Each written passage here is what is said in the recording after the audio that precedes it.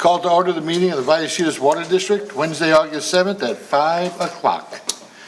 Pledge of Allegiance. Would you lead us, Mr. Hernandez? I would be happy to.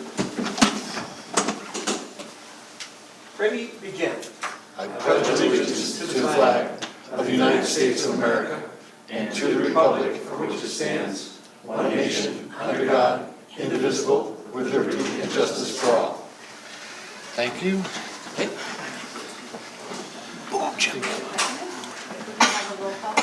Roll call, please.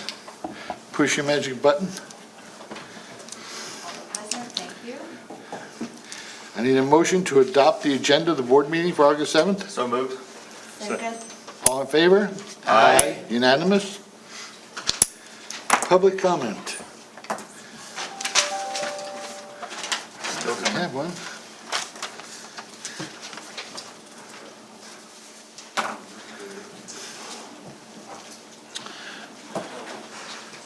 All right, there's some more coming.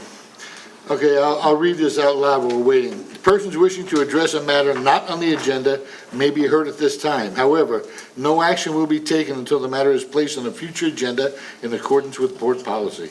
Public comments are limited to 3 minutes. A request to speak form is required to be submitted to the executive secretary prior to the start of the meeting, if possible. Public comments should start by stating name, address, and topic. The board is not permitted during this time to enter into a dialogue with the speaker.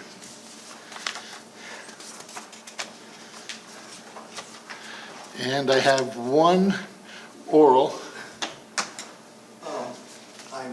It may have a conflict in that there is an agenda item later that this is in reference to, so maybe I should hold it to. 2 point, yes, if you would, yes. Thank you. Thank you, Doctor.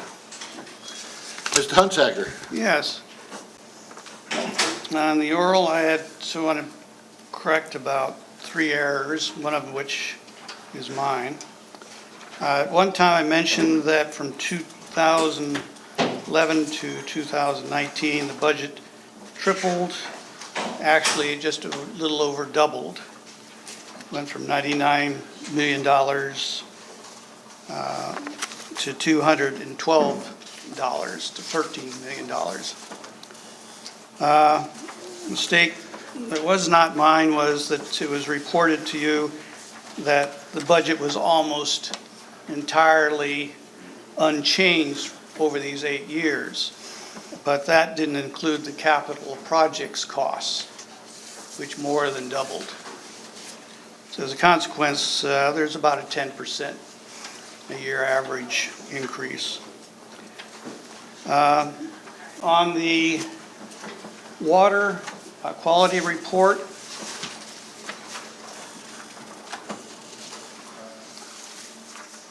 staff has indicated that the boron content was an error as far as what was on the report. And it's off by a factor of about 1,000, I believe. Lastly, on the quality analysis report, the 2018 water quality report is a little misleading. It notes that we were receiving desalinated water directly from the plant. And of course, as we all know, that was not what happened in the end of 2017 and all of 2018, a little of 2019. I assume you're wrestling with the refunds that will be coming our way should this be protested strong enough. Thank you. Thank you, Mr. Hunsaker. Sorry, give me a moment. So this is a take one and pass it along? Yeah, this is revised. Is this a take one and pass it along too? No, I got that one. I didn't. You gave me one. I gave you them all. Oh. Take that one. Okay. I read it. What are the handouts? All right. Moving along, I need an approval of the minutes on consent calendar approval. I just have one quick little, I think it's a correction, a question. I don't want to pull it, but can I do that before we approve the Sure. consent? Okay, it would be on page 41 on the agenda, on consent item somewhere in there towards the end. And I was looking at, this is a reporting of the schedule on, sorry about this, from Ref Tele. And I was just reading, I don't know if I got wrong, but it said the milestone in the proposed schedule, it said the finances first meeting will be September 16th of 2018. So I thought maybe that was an error, or did you already have one then and that's what it's referring to? Is this in the minutes? Approximate dates, do you see what I'm talking about? It's got to be 2019. Yeah, that should be 29. Okay, and then if you go down to the next, no, next to the bottom, it says the final report will be on January 8th, 2019. It's clearly 2020. And then I wasn't sure if the board adoption on January 14th, since it didn't have a date, what year that Yeah, was. those last, both those, the year for both of the last two items should be 2020. Okay. It's an easy thing to do, but I just, Thank you. for some reason, caught it. Otherwise, I'd move for approval for the consent calendar. Okay, move to approve. Second. Seconded, all in favor? Aye. Aye. Unanimous. Okay, action 2.1 is the adoption, San Marcos Groundwater Basin Supply Options Evaluation.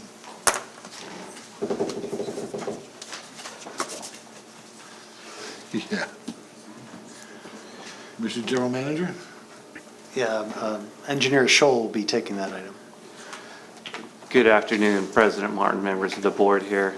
So we have a presentation for you here. It'll be done by Woodard and Kern. Mr. Scott Goldman is going to make the presentation. I'll just make a couple intro points.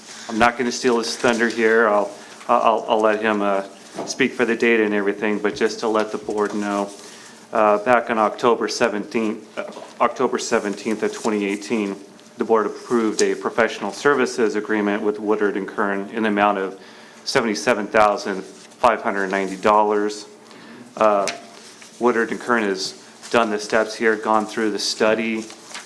We have presented this item to the Engineering Equipment Committee back on May 30th, earlier this year.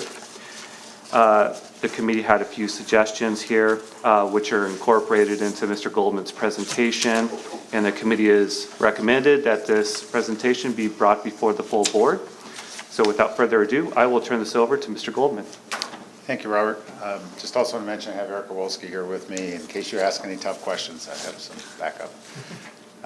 So today what I'm going to do is go an overview of what we'll talk about is a little bit about the San Marcos Basin, some background information, and then we evaluated 3 different options on how we could utilize the basin, a non-potable option, one where we would look at desalting for potable use, and then one where the basin would be involved in a potable reuse project.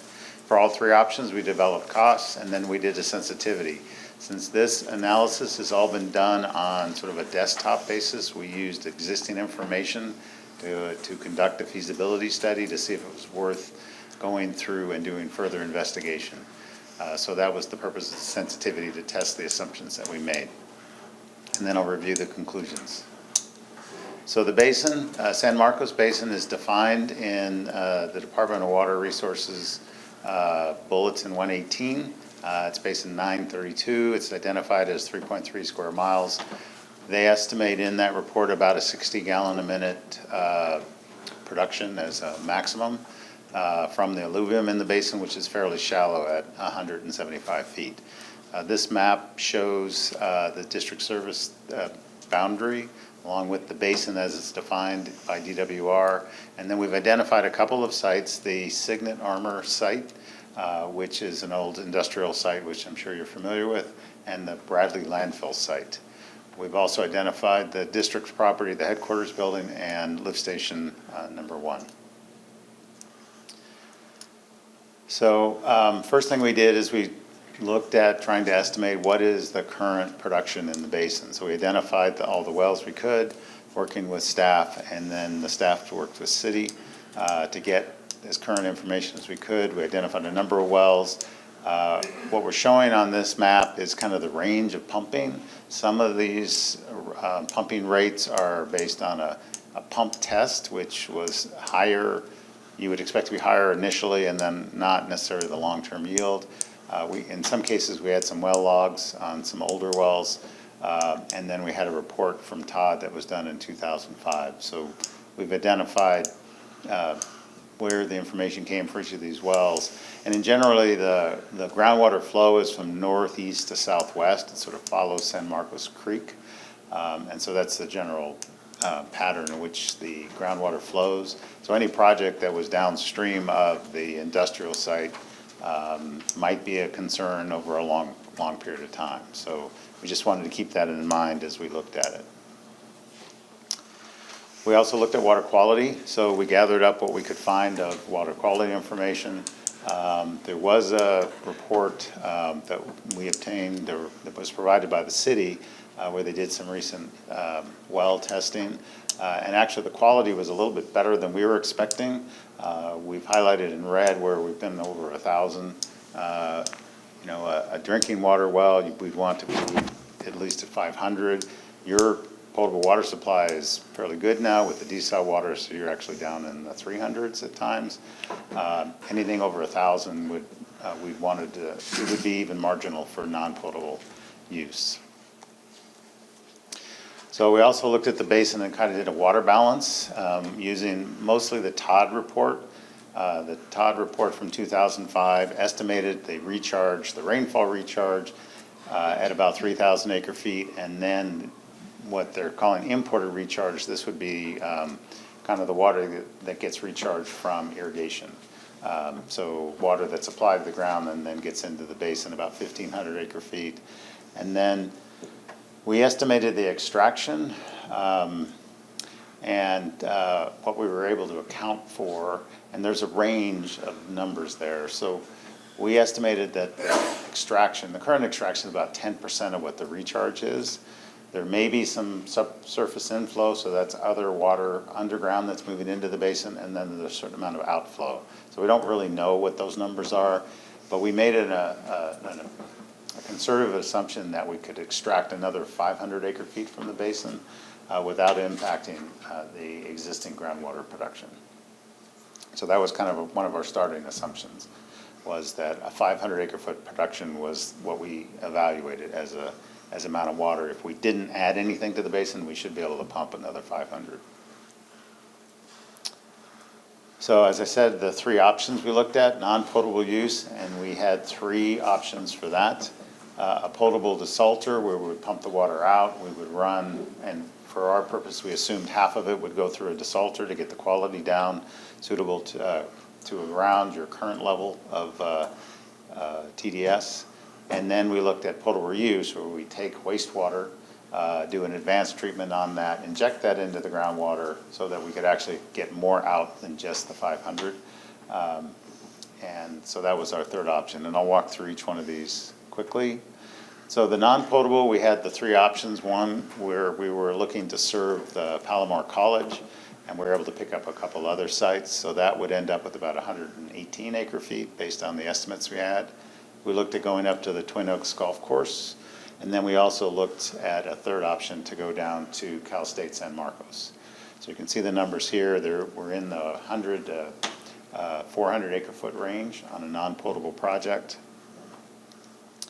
For the desalter option, we looked at the 500 acre foot net production, and then we looked at different well yields. So we used 50 gallons a minute based on what the current pumping is and the DWR. We figured we estimated the 50 gallons per minute at the low end.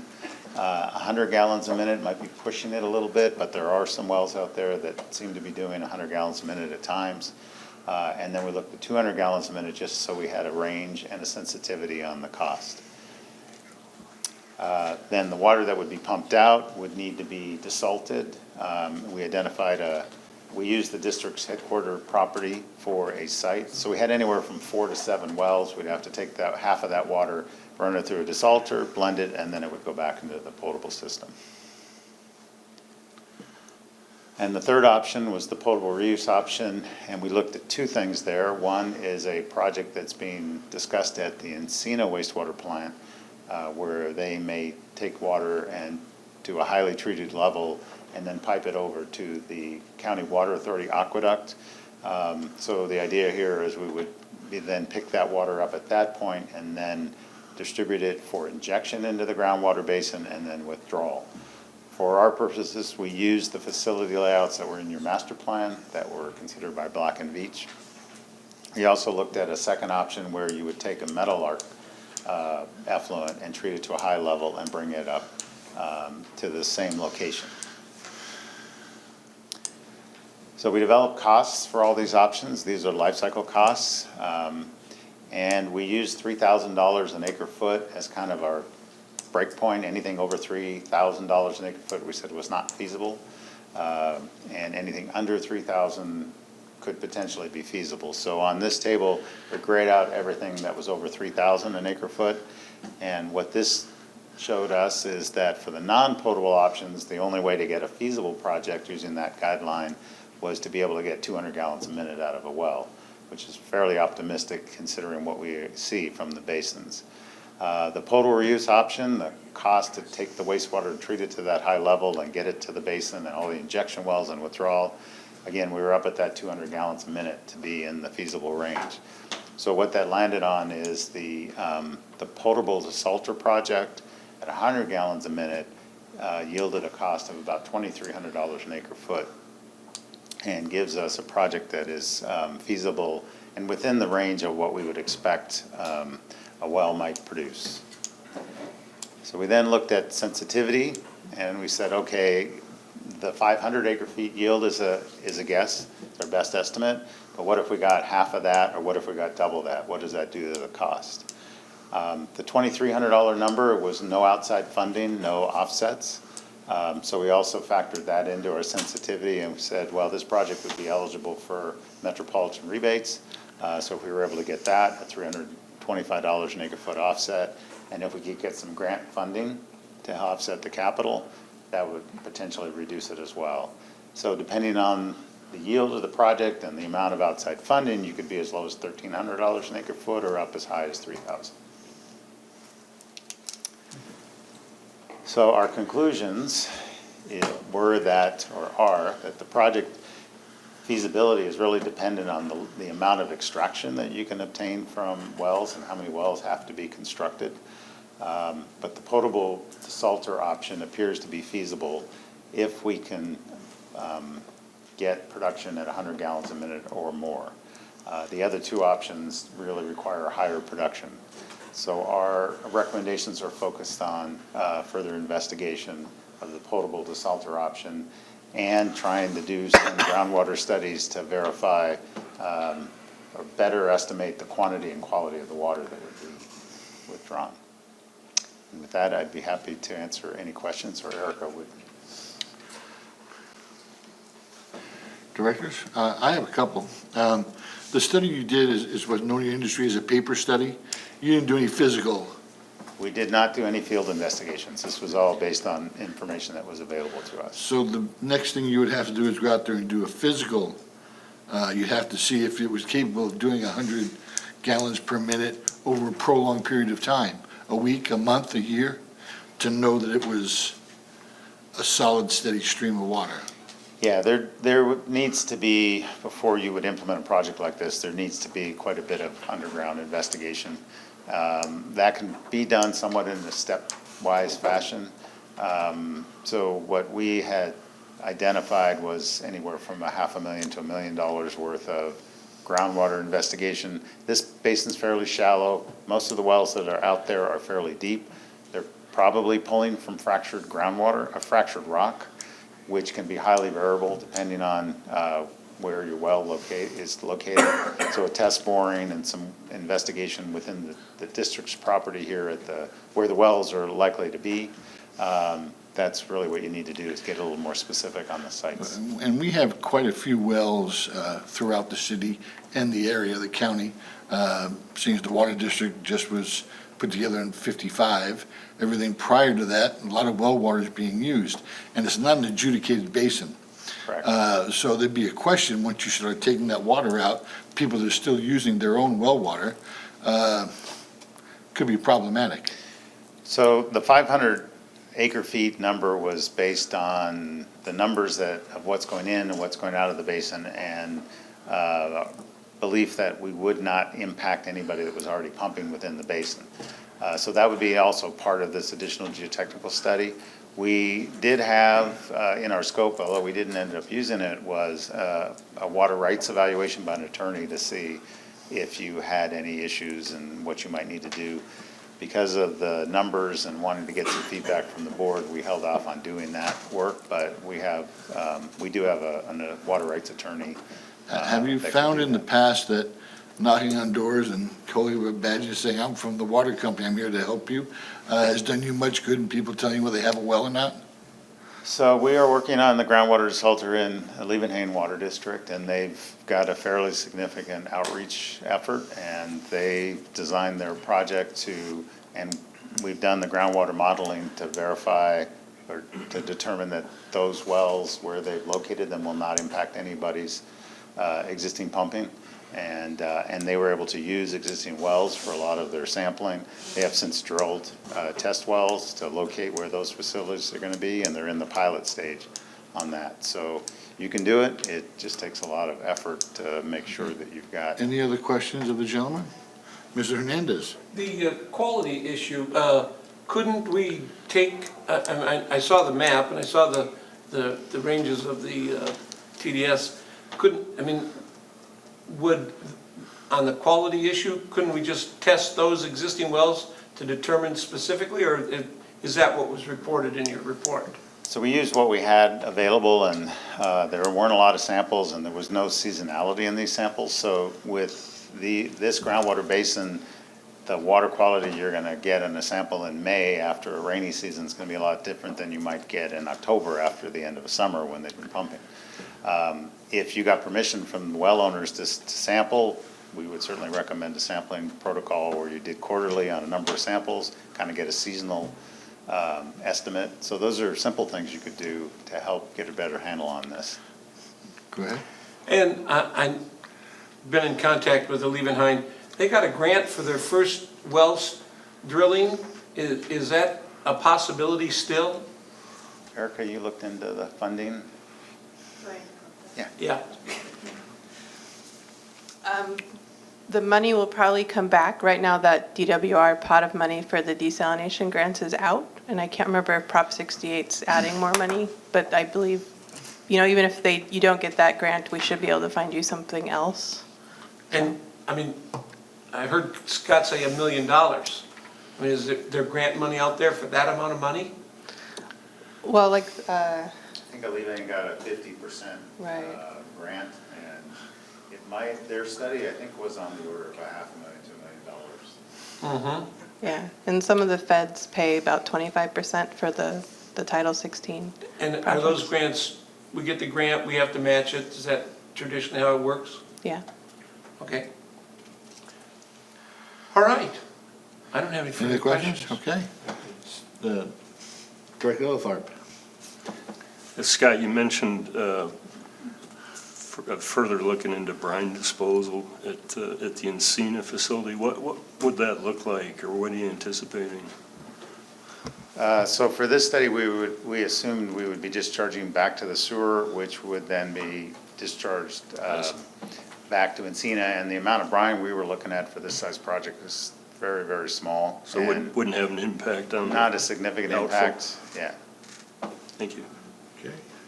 General Manager, do you have a thought on $500,000 to $1 million? So I think the study was well done. I think there's a lot of potential. There's some upside to doing this, but I do have some concerns, and if the board would like, I'll share some of those Please do. concerns. There's a big uncertainty in supply. So we don't know what we're really going to get. There's quite a range of assumptions here on what the basin can produce, and that's a significant concern. Water's going to be very expensive. Whatever we produce is probably going to be very expensive water. And you look at the other costs of water we have, for example, with the desal, that's a very high cost that we already have incurred for an alternative water supply. The total quantity of water is relatively small, so I think we're hearing 500 to 1,000 acre feet over a year, probably on the upside, on the high side of assumptions. And when you look at our total demand of 14,000 plus acre feet, it's a relatively small thing. And if it's a big dollar investment to track that down, I don't know if the bang for the buck is there. And the initial cost, the next step cost that I heard ranges anywhere from 500,000, maybe upwards of $2 million in the report to track this down a little further. So it's a lot of money and for not a lot of certainty. And I know sometimes you have to spend money to get certainty, so I'm not saying don't do it, I'm just saying be careful of this. And although the report didn't recommend pursuing option 3, which is the kind of work along with Encina, I think there's some value to continuing to track the Encina project. If Encina does extend a pipeline out and they can create a small turnout to put water into this basin, that will remove the reliability question. We'll know there's going to be water in that basin to pump out because somebody put it in there for us. We would share any risk that we have on the project with Encina, there's some value to that. And I think there's certainly an economies of scale in there too. Grant money, free money certainly changes if we can get $1 million grant and pay for it all, I'd say sure, let's go ahead with it. Okay. If we were to apply for a grant and were awarded a grant, my decision may be different, or my advice may be different than assuming we're paying for it 100% out of our pocket. So those are my thoughts. Okay. So with that, board direction, note and file? Nope. No? Note and file. Note and file? Note and file, thank you very much. Thank you very much for your hard work. Thank you. Is there a speaker? Oh, there is a speaker, I'm sorry. My bad. Well, it's because there was no name on it. I didn't know who the speaker was. Had to blame it on somebody else. I think even the name is optional before. Yeah. I share Martin's and even the GM's concern about the supply uncertainty. This has been an agrarian area for over a century, and wells were often used, and they supplied a fair amount of water for a certain amount of time. The water went down, and the quality went down dramatically. So if there's any testing or any evaluation of this, it should take at least a year and probably 2 years. I think quarterly tests are inadequate. Every 2 weeks would be more appropriate. The water is expensive, but I don't think that the figures that we have here include the VWSD's 15% bond covenant requirement for additional 15% of operating costs, and that includes the cost of water. So I think that should be factored in as well. As far as desalting going to Encina and back, I don't think the scale factor is that important to overcome those expenses. A vapor desalination would be a much more appropriate option. All of these are very power cost related, and cost of power has gone up at least 5% a year. To be economical, this would probably have to run 24 hours a day, so we will sooner or later get time of use extra costs. The last issue there's major issue is also legal. This basin is under some future very high development. Do we have to pay any sort of surcharges or charges to these developers for use of the groundwater underneath their new properties? And that's a big issue. I don't want to have us build something, then later on find that we got even more expenses. And it's a little interesting that it is just about entirely covering the high-density developments become. Thank you. Thank you. So we're going to move on to item 2.2, adoption of modified water and wastewater capital facility fees. And staff presentation.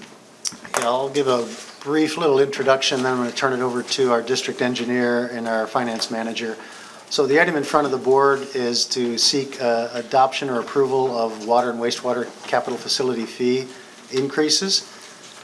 James, our district engineer, is going to talk a little bit about where the numbers came from. He's going to talk about how master plan has to be developed leading into the capital facility fee and how those fees are calculated. And then I'm going to ask Wes, our finance manager, to talk a little bit about how the capital facility fees that we get play into the broader picture of financing for district facilities. So with that, I'm going to turn it over to James Gumpel. Thank you, President Martin, members of the board. So I know this item has been in front of the board at least once, and I think the finance committee several times.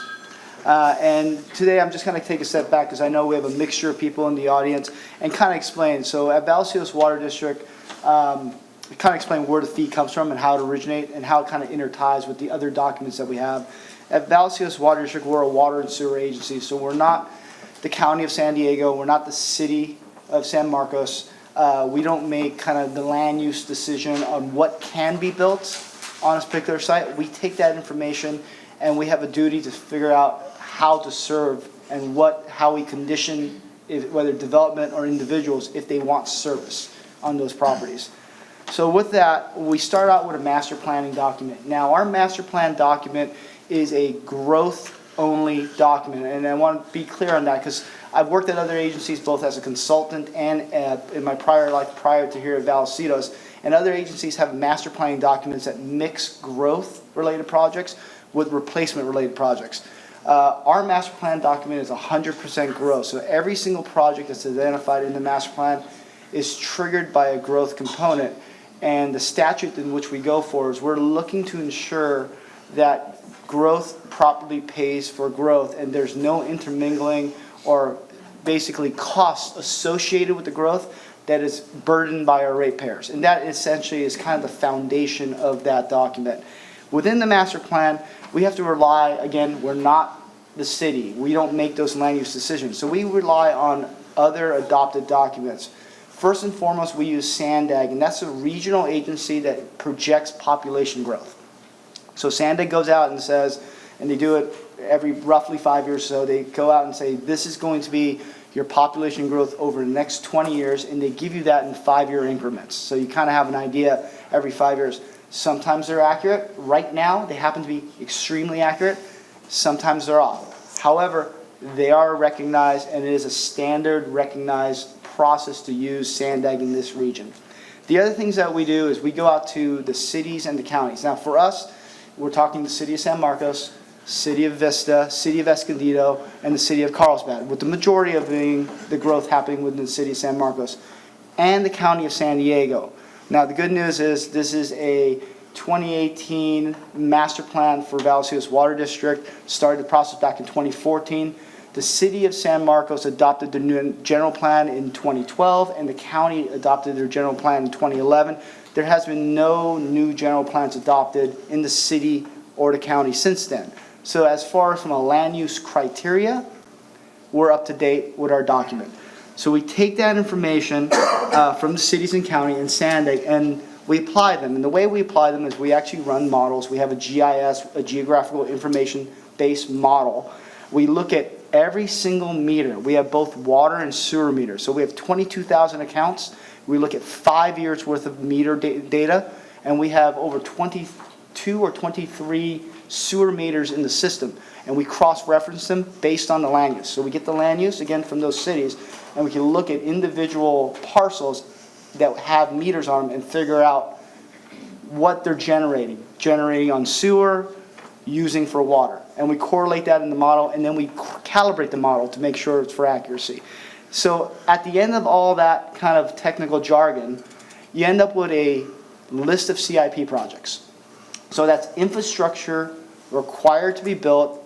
It's phased in based on the growth projections and the land use provided by both SANDAG and the cities/county. Okay, so with that, you kind of have a phased in growth projections with the CIP.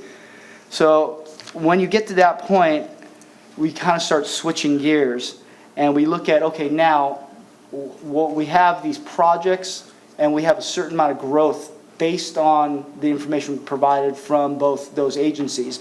How do we associate this? And in this case, we went out and hired a third-party consultant, the Keys Group, Karen Keys, put together basically a water sewer study that shows what the capital facility fees should be based on the master plan criteria.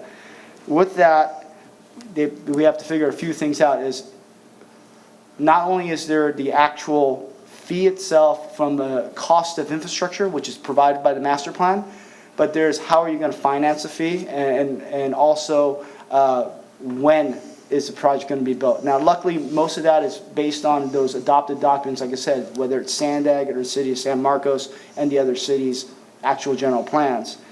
From there, staff went ahead and started putting the numbers together. And when we put the numbers together, we started looking at different components of this fee. With that, we went to, I think, at least 3, maybe 4 finance committees. We brought this to the board as kind of a workshop item. And initially, we kind of started out with what we call option A. And option A, basically the difference between these options are interest rates. Option A had a short-term interest rate of 6%, a long-term 8%. And what that means is we go out for debt financing. The model assumes that we'll go out for debt to finance these capital improvement projects. And that debt, the cost and the issuance of the debt, everything that's associated will be paid back by development or by growth over time. So with that, you can see the different options here. It's really just different interest rates. We met with the stakeholders. Basically, we met with anybody who was willing to meet with us, anybody who requested a meeting. So primarily in this case, it was members of the Building Industry Association and also individual developers. So, and we met with them, we went over, and we got some comments back about, the interest rate assumptions are too high. And that's kind of where we started. So we kind of went back and actually the finance manager, Owen, checked with our financial advisor. And I went back to Karen Keys with this, and she and both our financial advisors said, yeah, your interest rate assumptions seem high compared to what's really out there as far as from a projection and the short term. And really quick, I forgot to mention this. Short term meant the first issuance. So within the next 5 years, our first issuance for debt is a short term. Anything beyond that, which is every 5 years, so 10, 15, 20 years out, that's the long term. That's what that actually means, short term, long term. So it's not a short term loan or a long term loan. With that, we came back to the Finance Committee with an option B, which was the short term rate of 5% and the long term rate of 6.5%. Option C was given to us by both consultants individually, our Keys consultant and our financial advisors. It's kind of, this is a good bottom line of where rates could be, and this is kind of their bottom line recommendation. So staff kind of picked kind of the Goldilocks zone, not too high, not too low, at least from a staff opinion, and brought that forward to the Finance Committee. However, as stated in the Finance Committee, staff is comfortable with all 3 options since these options were vetted through both our financial advisor and Keys consultant. With that, you kind of see what we did is we broke down what the fee is made out of, and then simply, if you see here, this is our current fee as it sits today. We looked at the different components of it. We have distribution, we have storage, we have pumping. So obviously distribution is our water pipelines in this case. Storage is our tanks, and pumping is our pump station. And then we have our existing debt, and then we have what we call a shortfall. And that is, and Wes could kind of go in. Would you like to talk a little bit more about the shortfall itself? Yeah. Right now? You have a better explanation than I do from the finance side. The shortfall just resulted from collecting less than we've expended. Oh, yeah, you're right. Oh, it's on. Yeah, you just weren't close enough. Yeah. So the shortfall is just the result of collecting less than we've expended since the last capacity fee study. So, with that, if you look at the different options, and at the last Finance Committee, both staff and the Finance Committee kind of settled with option C being a kind of a recommended option to bring forward to the full board. You can see that the existing fee is $7,756, and the new fee would be $8,254, or about a 6.2% increase. When we're going down to sewer, with the sewer, basically, we looked at a couple different things. We looked at the 3 different options, but you have collection, which is the basic sewer lines, in the residential streets, the regular sewer lines that collect sewer. The outfall, now, just for clarification, when we say outfall, we're not talking about the outfall that goes out into the Pacific Ocean. When we say outfall, it's the outfall that leaves Vallecitos District service area and goes to our treatment plant that we're a partial owner of, which is Encina. So that's about an 8-mile pipe that basically follows the canyons along Palomar Airport Road, essentially, on and off, and goes all the way out there. Treatment is basically the future treatment capacity that we'll need, additional mainly solids treatment, a little bit of liquids treatment to accommodate future growth. And then the debt service as explained, and the shortfall as explained by Wes previously. So if you look at that, there's a bigger increase here. We're looking at roughly a $10,000 existing fee, and with option C, you're going up roughly $6,600 almost.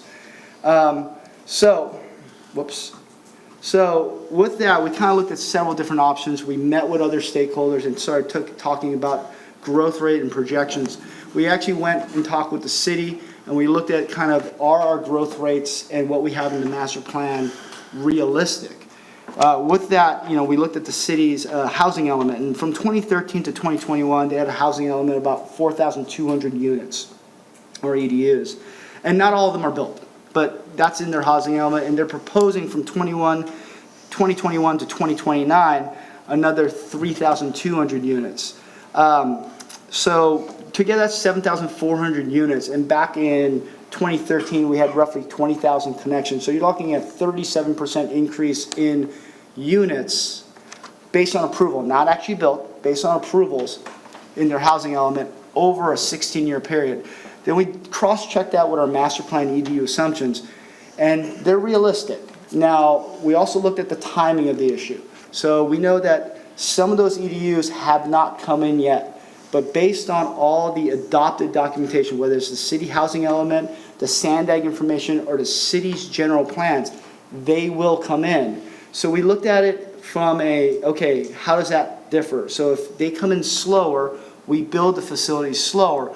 But at the end of the day, you still need those facilities. It just means that at this point in time, the housing elements that have been adopted by the cities are behind schedule compared to what's been actually built. But overall, at the end of it, when it's all said and built, we're seeing the type of growth within the 20-year planning horizon, at least, that we're expecting. So it really kind of becomes a moot point, because when you're looking at even from today forward, with what the city has kind of said has kind of already been built from their original housing element that goes to 2021, we're still looking at a 25% increase just from theoretical approvals from the agency that approves it, which is the city in this case, over the next 10 years, which still falls in line. So I just want to make sure that the board has an understanding that the EDU differences here, it doesn't really matter if the EDUs are different today, because basically, as long as the EDUs get built over time, the projects are needed to accommodate those EDUs. With that, I want to turn it over to Wes here to kind of take off for the second part. Sure. I got a file I might want to open too. Yeah, hit escape. There you go. Thanks. Yeah, closest. Let's see. Good evening, President Martin, members of the board. I'm here just to give a little information about the proposed capacity fees and how they affect the district's overall financial condition. So as you know, one of the final steps in the budget process is to prepare a 5-year financial plan to look at the reserve levels and analyze the district's financial health. In preparing the FY19-20 budget, which has been approved by the board and is available on the district's website, option B, which was staff's recommendation at the time, let me see if I can find it. Oh, here it is. Are we supposed to be up? Yeah, there you go. Oh, no, I don't really have any slides on this first part. This is going to be coming up in a minute. But So option B, which was staff's recommendation at the time, was actually incorporated into that 5-year financial plan. So as we were going through the CAP fee process, we wanted to make sure we budgeted for what our recommendation was. The resulting shortfall, incorporating that into the 5-year financial plan at the end of the financial plan, which is fiscal year 23-24, is forecasted to be $7.6 million, as shown here. So as James mentioned, staff is comfortable with either option B or C, and in order to determine whether we were comfortable, we had to actually incorporate that into the 5-year financial plan as well. So in doing that, we plug it in, and the resulting shortfall ends up being, at the end of the 5-year financial plan, which again is fiscal year 23-24, ends up being $8.4 million. So that's just looking at the CAP fees and how they affect the overall financial plan of the district. So both of these forecasts show recovery of the shortfall as calculated and planned for in the CAP fee model. So it's also important to note a few other things, is that there are significant growth projects in years 22 and 23, and I know we talked about this in the budget presentation, and 23-24, and specifically in the land outfall and a couple other projects. They amount to about $28 million. And in accordance with the CAP fee model, the district plans to issue debt in the amount of $28 million to fund those projects so that growth funds growth. And that's also, you can see it here, and it's in the budget on page 100 and 101. So let's see, other things. Also, I wanted to note that the replacement levels are kept separate from the capacity fee fund. So you have two separate funds, replacement and capacity. Replacement reserve levels for all 5 years of the 5-year plan are within our reserve policy limits, meaning they're above the floor and below the ceiling at all times. And finally, I wanted to mention that both the district's 5-year financial plan and the budget and the reserve policy have been reviewed by our financial advisors and have been praised by them, and that's Feldman and Rolab. One bit of clarification, our current shortfall is about $14 million, just as a reference point. So basically, you're looking at a reduction in the shortfall with either option B or C coming down from that 14 and change. Before we get too far along, we're here twice a month, and I've never had a problem with hearing you guys, but I'm having a problem tonight hearing you, so I don't know if the volume's lower, and I just want to, and more for the folks in the audience, I don't know if you guys are having the same problem, but can we turn the volume up if they need it? Can everyone hear up there okay? Not back here very well. No, okay. Seems like I think if they get closer to the mics, we'll be able to hear them. I've noticed the difference too, so I just wanted to make sure everybody could hear. And is are we working? Oh, sorry. New technology still. Okay, is this better? A little bit? Thank you. Okay, so with that, we also did a comparison, and we added some of the other agencies that was requested in the Finance Committee. And you can see kind of highlighted here where VWD's current rates are and the proposed rates. So here, the water rate goes up, but we still kind of maintain that, I guess, a mid-level position. On the sewer side, our current rate is right here at roughly $10,000, and then it goes up to that $16,570, which puts us second to highest. And then the combined rate, when we did it, it puts us right in this area at $24,824. Oops. Thank you. Questions of staff yet, as of yet? No? Okay. We'll start with our speakers. I've been notified that one of our speakers, the BIA, has asked for an extension of 10 minutes. And because of that, we're going to allow everyone 5 minutes. Every speaker is allowed 5 minutes in fairness. And there's no bundling of time. So if you don't use it, you lose it. First speaker, Mike McSweeney, BIA.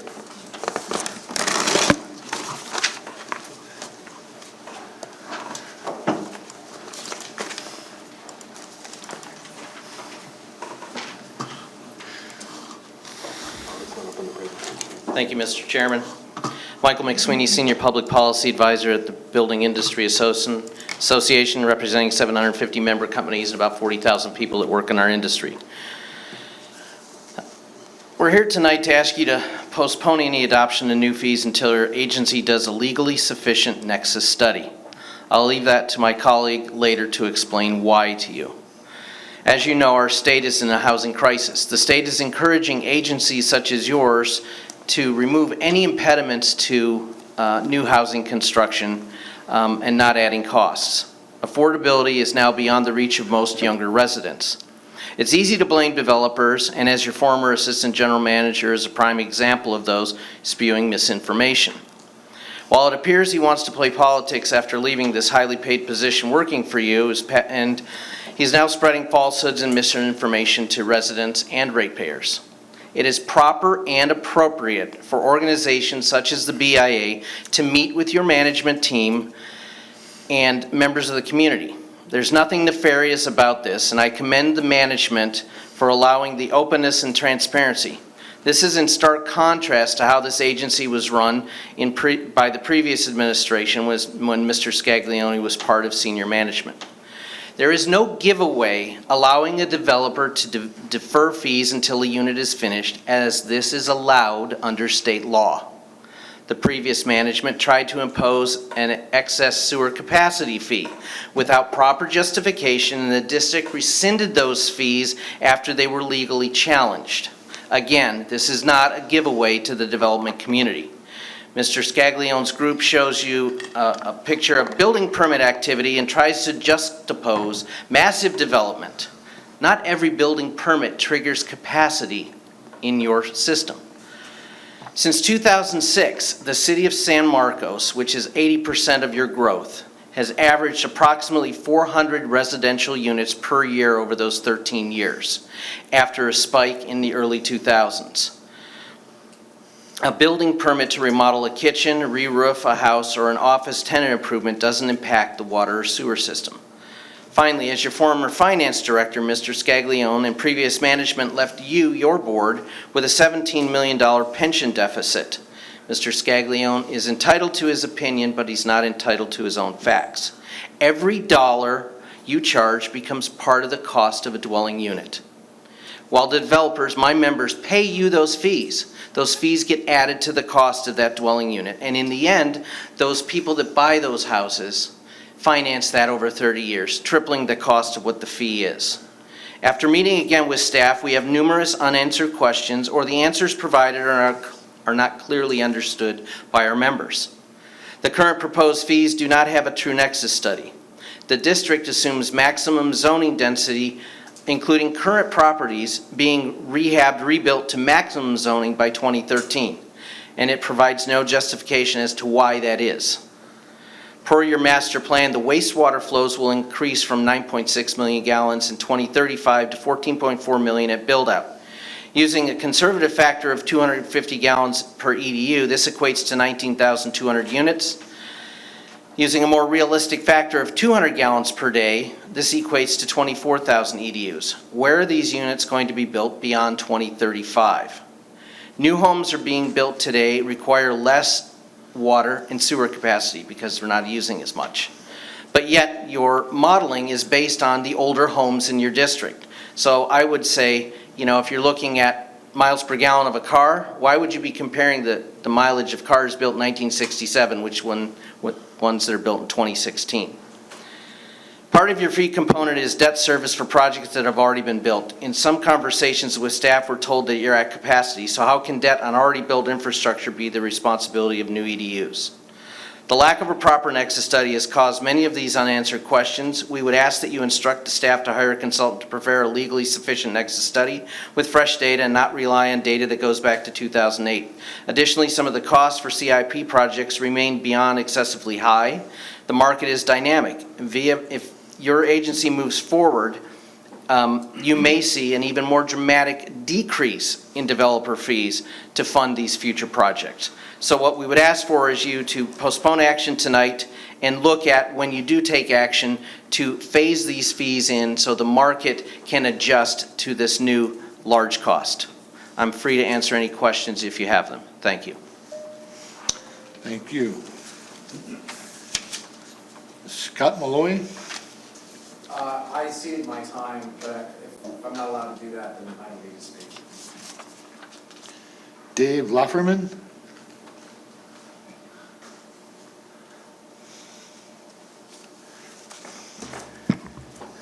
Good afternoon. My name's Dave Lanferman. I'm a land use partner at the firm of Rutan and Tucker. I specialize in the area of development fees and mitigation of environmental impacts. I've been asked to review the documentation that's been provided to the public in connection with the proposed increase in these fees. My client, the building industry of San Diego County and its members, are very concerned not just about the dramatic dollar increase proposed in these fees, but also on a legal level with the glaring absence of necessary information to bridge the gap between your master plan that you recently approved earlier this year, which identifies capital improvement programs and facilities that are needed to accommodate both existing development and replacement of aging facilities, and to accommodate anticipated needs from future growth. With respect to the staff's representation of the master plan document, the master plan itself says repeatedly that it is intended to address water and wastewater needs of both existing users and future growth. So the master plan came up with a program identifying, I think it's over $113 million of various improvements. What is missing and what is legally required, and the district's consultants and staff concede that it's required, you need to have evidence for the board to be able to satisfy itself and the members of the public that the cost of building the identified capital improvement facilities is being allocated fairly and legally between existing users, the cost of replacing equipment or upgrading equipment to meet new regulatory standards, which cannot be funded by fees on new development. Only the portion of these capital facilities that is truly caused by needs generated by new housing can be funded through the proposed new fees. It is entirely possible to provide that information, but it hasn't been provided thus far. Public agencies and water districts throughout the state of California routinely adopt nexus studies that fill that information gap. Your master plan, there's no dispute, at least I'm not disputing what is projected as the needs and cost of the facilities. But there is no evidence that shows what portion of those new facilities are costs that can be transferred by way of fees to home builders and new home buyers to meet their needs. Obviously, some portion of those costs have to be borne by existing users. The report concedes at several different points that there are deficiencies in parts of the current capital facilities. The master plan report concedes that there's roughly a 3.57 million gallon a day deficiency at peak water flow in the land outfall system. That deficiency exists now, whether or not another new home is built in the district.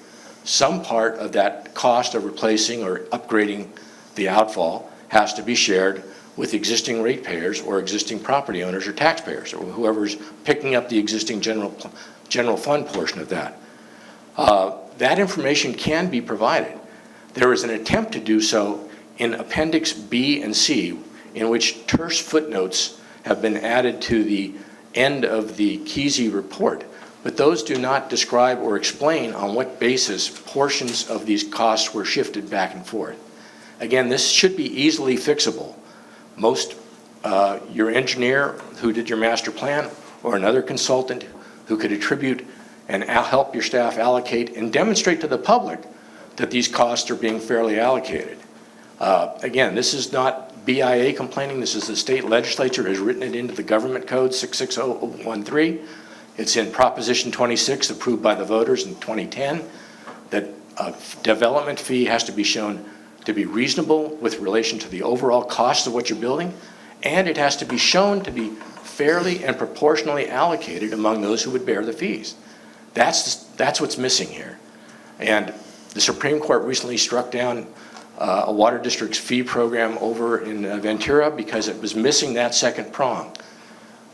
We're asking that this board take its time, direct staff to complete and provide the public with the information that's missing to demonstrate to everybody concerned, including you, that the cost of building these new facilities is being fairly and equitably shared in accordance with the manner required by law. I'm happy to answer any questions. Thank you, Mr. I would Lafferman. just like to mention, I did provide a letter by mail on Monday that I have superseded by updated letter I provided to your clerk. I'd just like my new letter to be included in the record. Thank you. Thank you very much.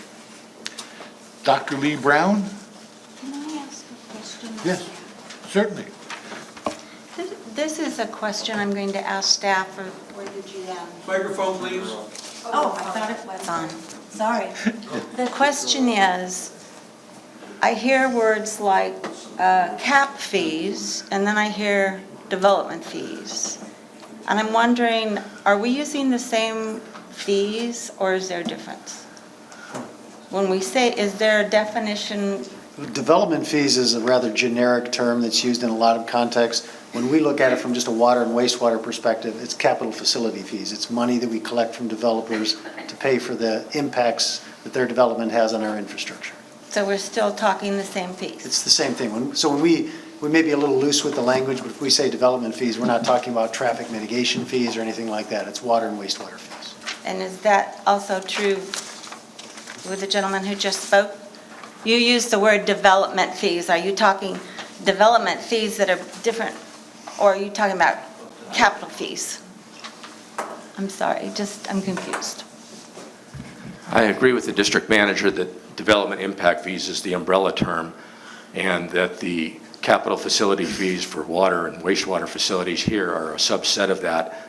But under the legal structure, they are both subject to the same requirement to demonstrate a nexus, to demonstrate a connection between needs caused by new development and that the costs of meeting those needs is being allocated fairly. Okay. Thank you. Thank you. Thank you. Mr. Thank you. President. Thank you. Dr. Lee Brown? Finally. Hi, my name's Lee Brown, and it's kind of goofy. I'm a ratepayer. I think I live on the border between you guys, but I think I'm in Mr. Martin's district. I'm also a fairly well-known, or used to be, hydrologist in the western United States. For 45 years, I've worked in California, Idaho. I helped develop the Texas water plan as a lead consultant, yada, yada, yada.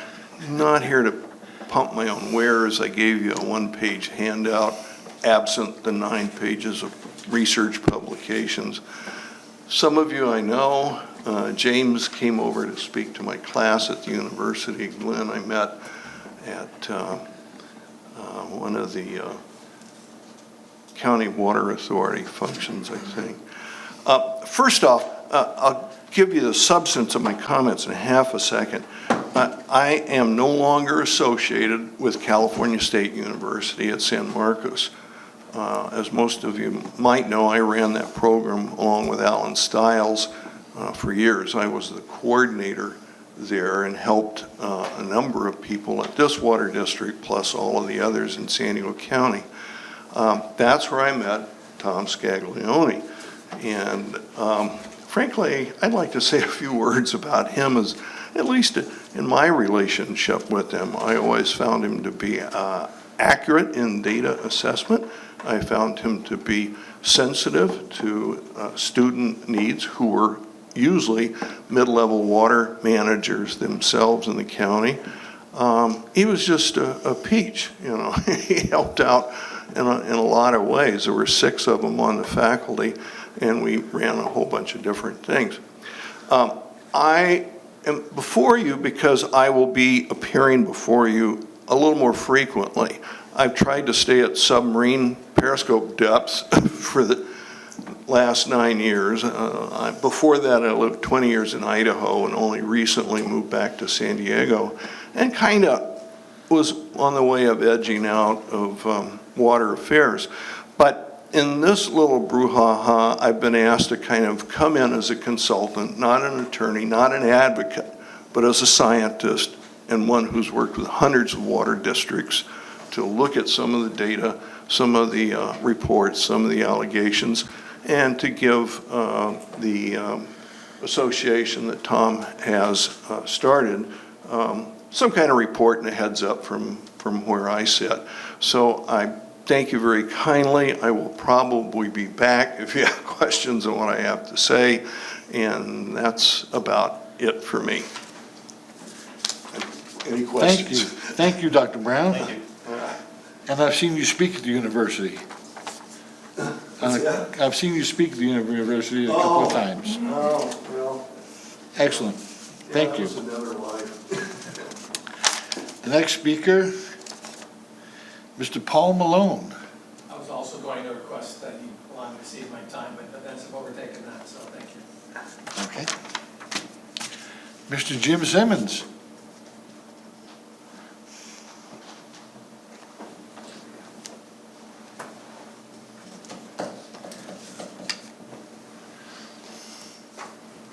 Good afternoon, Mr. President, board members. My name is Jim Simmons, 160 Industrial Street, San Marcos. Unfortunately, I suffer from a long, long history of not being able to keep my mouth shut, so I'm going to have to talk. It's kind of unfortunate that we're sort of at another point in the development of this process. And what's happening from our perspective is, of course, we have several projects moving forward. However, a lot of them aren't moving forward very quickly because the cost of doing them is so high that they're now slowing down. Looks like the rates are going to go up to the point where it's going to kill things. And to look at this process as something that is locked in place, and over the period of the last 20 years, we've never come close to the growth rates that have been projected by Sandag. If you look at those, the city of San Marcos should be at 120,000 people now. It isn't, it's at 93. So I think what we have to recognize is if you raise these rates and the growth doesn't happen, what happens to the money? You have the money, you don't build the facilities, you can't give it back. It came from a developer, it's in the mortgage of a person who owns the home. They're going to pay facilities that don't happen. So you really need to be very, very careful about how you proceed. So here's my problem. A few years ago, you got into a nexus situation where you did a project and one of the developers said, "You're wrong and I'm going to sue you." And he did. And there was a settlement. So what happens now? We go back into exactly the same nexus study.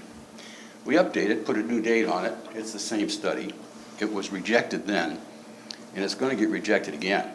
So the request from the BIA and from people who work in this industry is, let's be a little more careful this time. Let's look at things more directly, see whether or not the projections are accurate. Don't overestimate those projections. Figure out a mechanism that will collect the fees and a mechanism that will fit the growth pattern, not necessarily overpay for it, and put us in a situation where you're going to have money for facilities that you don't build. It is a mystery to me why, in fact, you have existing debt that should have been paid for by capacity fees already paid, and it's going to get paid for again by new capacity fees. So that doesn't make any sense. There is a problem with the reduction in water usage, and one of those problems is that you don't have enough water to get all this stuff to the ocean. Maybe you need to take all the water that's in the basin and pump it into the sewer so you can flush it. You know, I think we're in a real situation here that needs some better attention than we're giving it. So I'd like you to take a little bit of time to do that, give us a chance to bring some alternatives to the table, and let's see if we can get it right this time. And it's a whole new administration, a whole new process, so I think we have the opportunity to really get this right. So let's see if we can do that. Thank you. Thank you, Mr. Simmons. Matt Simmons. You have the same disease. I was going to say, you are related, aren't you? Good evening, Mr. President and board members. My name is Matt Simmons, 160 Industrial Street, San Marcos, California. I was actually born and raised here in California, so I'm a resident that's watched all this growth happen and have some similar comments related to that growth and a couple of questions as well. It's my understanding, based on the information that was provided by staff, that they're looking at approximately 750 units per year based on the Sandag numbers, the City of San Marcos master plan, versus the reality of the permits that have been released, which is about 400 permits per year. And you know, that's a big difference in numbers, and concerned at how that actually gets applied. As a land use developer, local in town. We are moving projects forward on a regular basis, and we have never seen a point where we've had 750 units come forward per year. So that we're using numbers that have never been achieved. It concerns us to look at this in the future. The other question I have is, if you look at the way this past debt issue was analyzed in this, it does appear that new growth is paying for that past debt. And if we're asking new growth to pay for its impact on the system, then that's what it should do. It should not be paying for the past debt. And that could be a misunderstanding on my part, but it is something I'm concerned about and would like to understand exactly how that works. And I guess specific to the fact that I have several projects that are currently approved by the City of San Marcos and moving through the process with Vallecitos, I'm not entirely clear on how we're going to be handling the implementation of this fee and how those particular projects are going to be affected, and want to make sure that there is some sort of time period or grace zone where existing projects that have run all their numbers and run all their information off of the existing numbers, how this will affect them. In some cases, this will turn projects into unbuildable projects, which I don't think is any of our goals. So I'm curious as if there is a relief period or how we're treating those particular projects. What's the cutoff going to be to implement this new fee on new development that's not approved or not entitled versus currently entitled, not projects that are shown in the zoning map, but actual maps that are approved. And then lastly, since I do have a few more minutes of my time, there were 3 points that Mr. McSweeney was not able to bring up during his presentation, and I'd like to just read those off to you guys as well. There's been very little backup that has been provided for the treatment plant improvements at Encina, which totals over $50 million. The sewer fee has a component, the pipeline, that incorporates a Phase 5 improvement, but does not include Phase 5 EDU count in its calculation. It was calculated correctly. This should drop the price per EDU by approximately $3,300. Furthermore, no backup documentation has been provided stating that infrastructure built for phases 1 through 4 will not continue to be used by future development during Phase 5. VWD is proposing to collect fees for Phase 5 wastewater improvements that have an undefined time frame of being needed beyond 2035. VWD also identifies water expansion improvements in Phase 5 and is not proposing to include those in the fee calculations. We're curious why they take a different approach on water and sewer. A couple of years ago, we were told that the Phase 5 improvements for neither water or sewer were going to be in the fee calculation. Thank you very much for your time, and I appreciate the effort you're all going through, and I hope success for all of us. Thank you very much. Thank you, Mr. Simmons. Marlene Walder, I'm sorry. If I got it wrong, I apologize.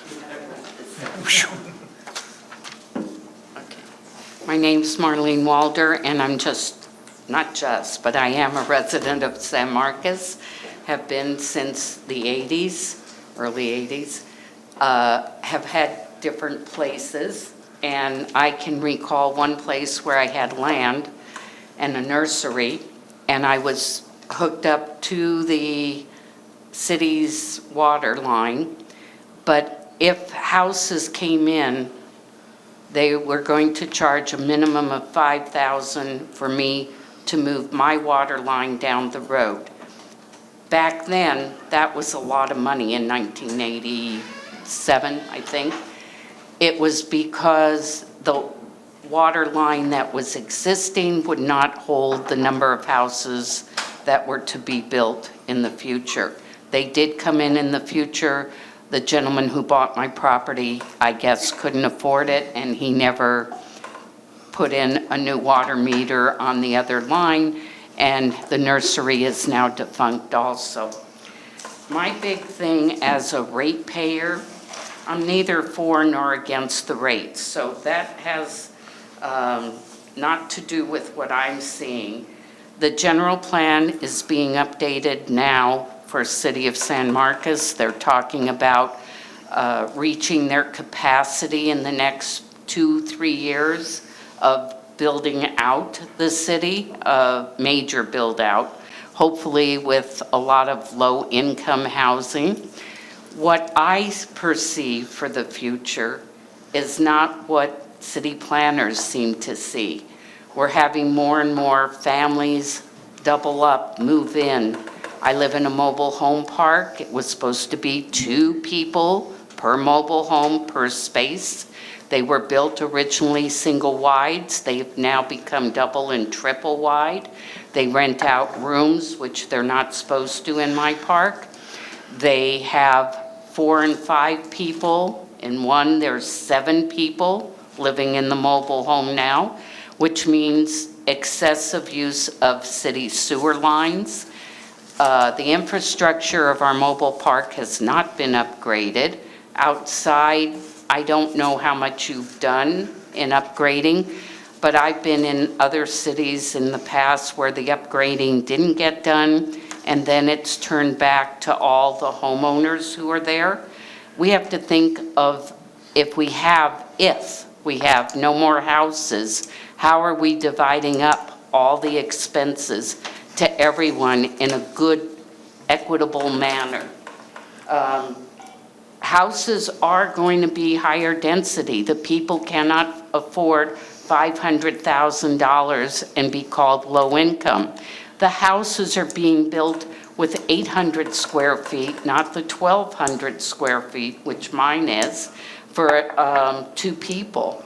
And that means some of the houses will only have 1 bathroom, but some have 2, even in an 800 square foot house. They may be small bathrooms, but that's more people. And my sister was living in low-income housing that reached the 20-year point, and the man converted it to rentals. And instead of being 1 and 2 people in an 850 square foot apartment, there's now 7 to 11 people. And that puts a major thing on the sewers, as well as the water. Even if they cut back on water, it's still using more. Our park cut back water, and yet our park allowed a broken pipe for 7 months to drip. No matter what we told them, they kept saying, oh no, it's the winter rains. And I kept saying, not when water runs that way. Okay. Ratepayers are feeling the pinch right now, really feeling the pinch. And yet we're saying, well, so are the developers. The developers that need to at least bring all the sewer, all the water lines, and pay for that much to the main sewer and water line. But remember, every time you add 100 houses, how much larger does the sewer facility have to be? And we're talking 7,000. And someone has to pay for it, and it shouldn't be the ratepayers who've been paying all along for the existing sewer line. Thank you. Marlene, if I could just tell you a couple of things which are great.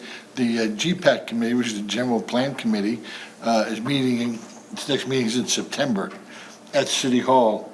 But what they're talking about is the GPAC committee will take a year to 2 years.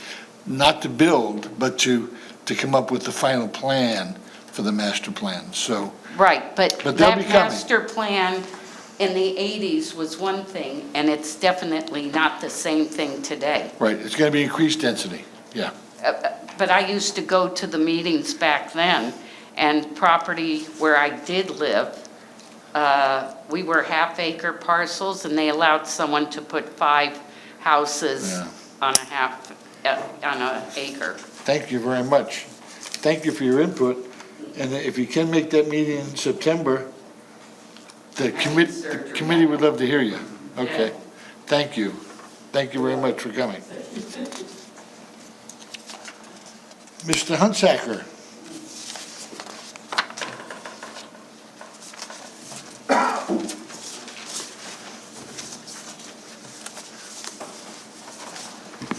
Mike Hunsaker, I'm speaking as president of the Twin Oaks Valley Property Owners Association. I actually share some of the BIA's concerns about Nexus. There is no backup information on fire service and water lines for fire sprinklers. Some developments don't even have any as-built drawings. There's no documentation on mobile home park consumption. That's a concern. The concern about Nexus is, okay, if these new developments use facilities, are they paying their property share? Well, there's two components to that. One is what they need to build, needs to be built in the future for their needs. And the other is what has been built for and paid for ahead of need. Supposedly, what we have is a system where each developer is going to pay a pro rata share of, for example, pipelines and reservoirs and so forth. I don't see much evidence of that. Also, some of the nexus is related to meters and the EDUs. Well, that's failed. In the Via Village, there is 416 apartments. One 2-inch meter is supposed to serve 10 apartments, and there's only 11 meters. Now, how do we recapture the costs through the service fees if there's not enough meters and the whole study is based on EDUs? So, yes, there needs to be a nexus study, but it needs to recapture all costs. That includes the Twin Oaks reservoirs, the San Marcos interceptors, and all these other projects which are being started and being funded to be built today for the far future. I didn't understand the shortfall argument.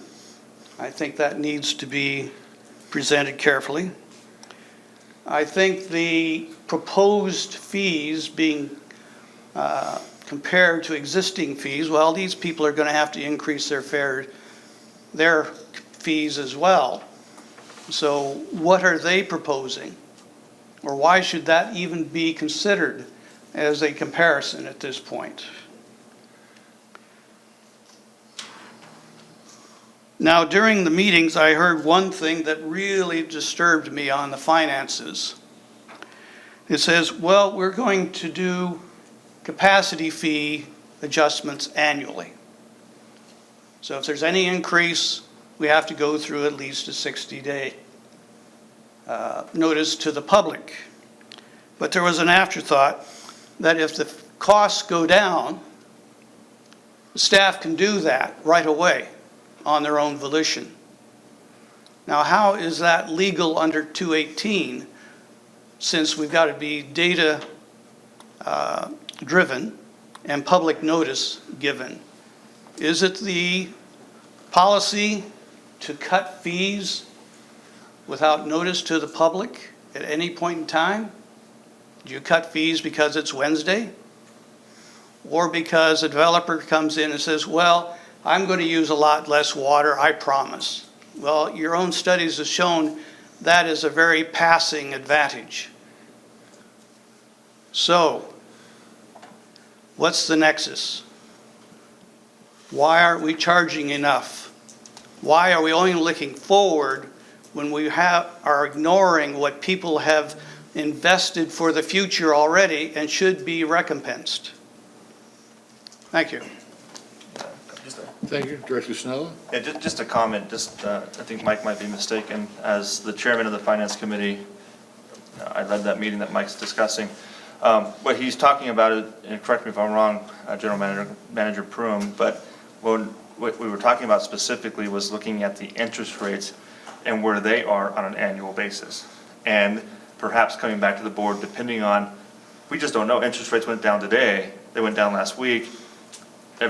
Most finance experts are saying they're going to go up over 2 or 3 times over the next couple of years. It's all just a forecast. So all we were saying is that we need to look at those more and follow that more closely, more frequently.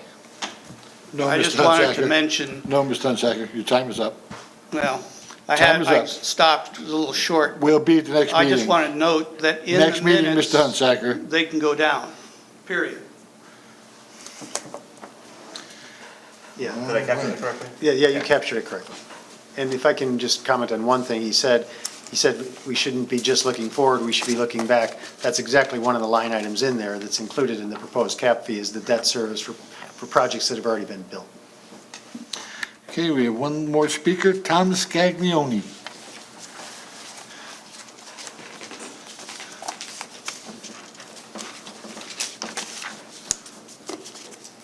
Tom Scaloni, 790 Rose Ranch Road, San Marcos. Thank you for allowing me the opportunity to provide public comment on the proposed capital facility fees. As proposed, if all assumptions of the rate calculation are correct, the deficit in the developer funds will be paid back to ratepayers by 2035, 16 years from now. First, 16 years is not an acceptable time to wait to get paid back for something we should not have been paying for in the first place. Second, only if all the assumptions are correct will customers get paid back. Significant assumptions include, 1, in the first phase, 4,400 water EDUs will be paid for by July 1 next year at the higher proposed rate. Less than 1,400 have been paid for to date at the lower existing rate. That means you need to collect on 3,000 EDUs within the next 10 months. You haven't collected on 3,000 EDUs in the last 10 years. Second, same for sewer. Sewer EDUs, 4,800 water EDUs will be paid for by July 1st at the proposed rate, but less than 1,600 have been paid for to date at the lower existing rate. Third assumption, I want to point out, the assumed finance rate on option 3 is less than possible for Vallecitos to obtain, according to your financial advisor. These aggressive and unachievable assumptions have created a revenue shortfall of scores of millions of dollars. This revenue shortfall is in addition to the developer fund deficit that you call the shortfall now, and has not been adjusted for in your proposed rates. In other words, if these rates as proposed are adopted, ratepayers will never be paid back. And particularly in water CIP, there are no projects to push beyond the planning period to mitigate a revenue shortfall. And it is this agency's explicit intent to continue to finance developer obligations with ratepayer cash.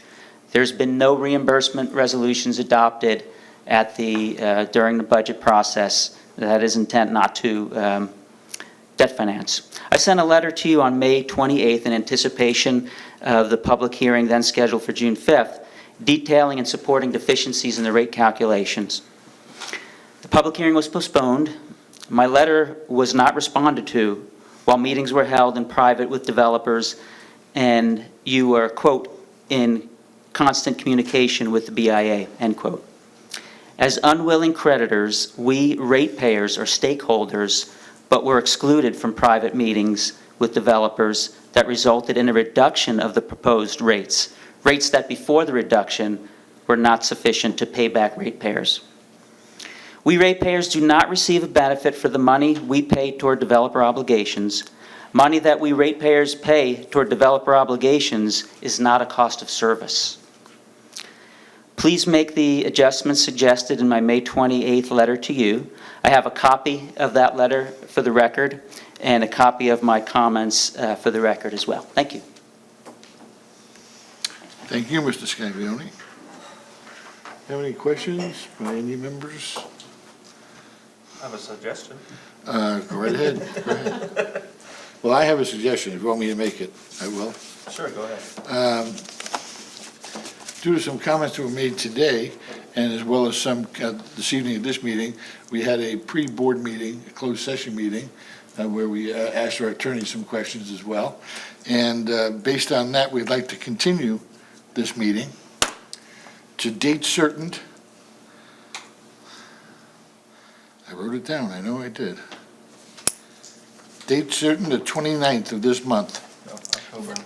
I'm sorry, 29th of this month is for a workshop. 29th of October, we're going to have a workshop here All interested parties, public, BIA, whoever, please show up for the workshop. It'll be at 5 o'clock. And then October 2nd. October 2nd will be our next board meeting where we'll make a decision. So you got those two dates, 29th and October 2nd. As far as when these fees will take effect, generally speaking, it's always been within 60 days of final acceptance, but it can be done. Mr. President, I'd suggest that you propose this as a motion for the board to take action on if you're suggesting that we continue this item to a future meeting, and then we can take action on that. Okay, so make the motion? Yes, sir. So I make a motion that we continue this until our next meeting. No, 10-2. 10-2, thank you. And I'll second it, and But we'll have a workshop in between. I'll second that, but I want to add a couple comments. Sure. As evidenced by tonight, there's three different thoughts here. We have staff's recommendation, we have the building industry's thoughts and disagreements with that recommendation, and then we have some members of the public that have their own thoughts and opinions around this. So I think a public workshop is only prudent to bring all the parties together for further discussion, and then we can consider next steps after we get more input from the public, from the building industry, and give staff an opportunity to respond to that input.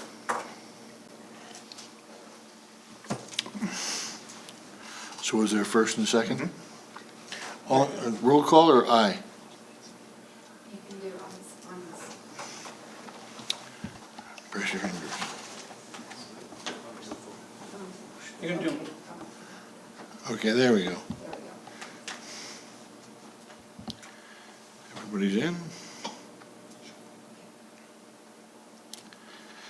It's unanimous. Thank you very much for all attending, and we hope to see you all, if not more, at the workshop.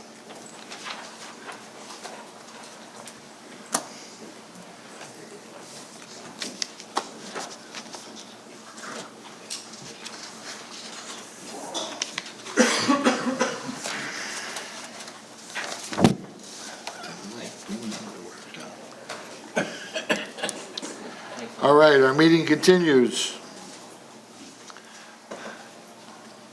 Thank you very much.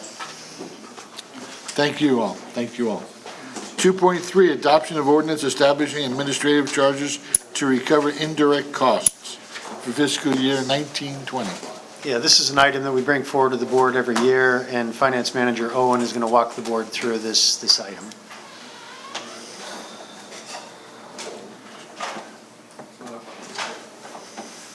Can we get it up on the screen? Is that possible? Is it on your screen? Yeah, it's on both.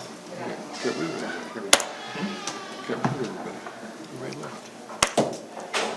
oh, we got one. Okay, there we go. Okay, can you all hear me? That Yeah, better? hear you now. We hear you Okay. now. I'll lean forward more.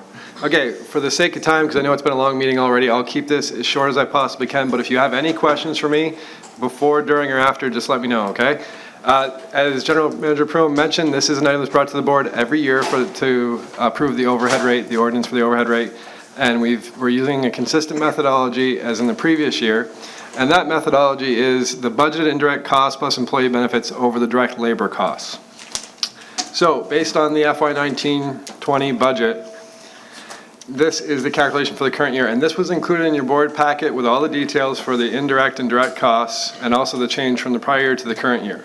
So, as a result of direct labor costs increasing by more than indirect costs, the proposed overhead rate is going to decrease from 219 in the current year to 217 as proposed here. That's basically a brief presentation of that, unless you have questions for me. So We're saving 2%. 1.5 or something like that, around there. Good job. Around 2, yes. Good job. Sort of. We save money. So that being said, staff's recommendation is to adopt the ordinance establishing the new overhead rate for fiscal year 19-20. Any questions, need a motion?